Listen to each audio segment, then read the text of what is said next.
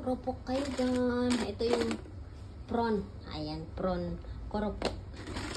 Na may ano.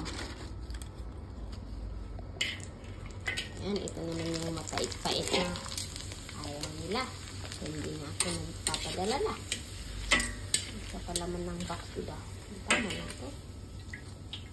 Ayan, ganyan lang magluto guys. Dapat mainit yung apoy para hindi magmantika. Para walang dry. Ayan. Sarap na ito guys. Ayan.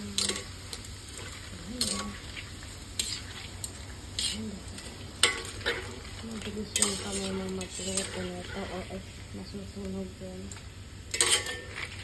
Subukan natin yung isang kulay. Tingnan natin yung orange. Ito naman yung brown. Guys, tingnan natin kung anong yan. Lalaki ba to? Hindi. Oo. Ay, lumaki ng konti. Ayan. Siyempre yung isa. Subukan natin yung isa. Ito may honey yan. Honey. Prawn with honey. Charan. Ayan.